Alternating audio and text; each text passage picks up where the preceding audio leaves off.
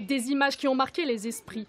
Il y a 2 ans, la saison de chasse à peine commencée, un cerf s'introduit dans le jardin d'un particulier.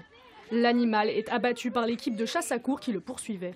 Les images provoquent l'indignation des associations anti-chasse qui portent plainte. L'affaire, qui vient d'être classée sans suite, n'avait pas lieu d'être pour les veneurs.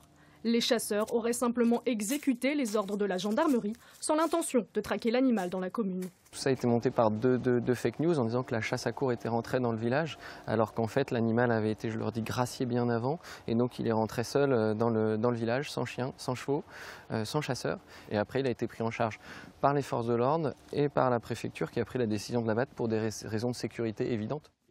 Pour les militants anti-chasse mobilisés depuis des années contre la pratique de la chasse à courre, le verdict n'est pas surprenant.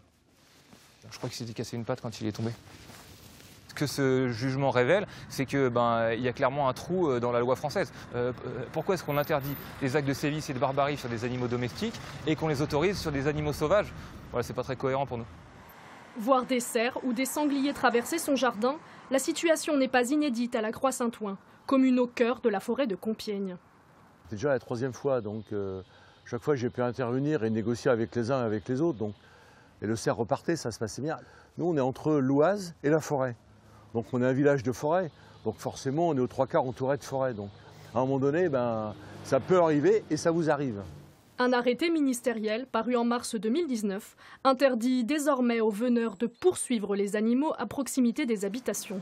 Une réponse à l'émoi suscité par cette affaire.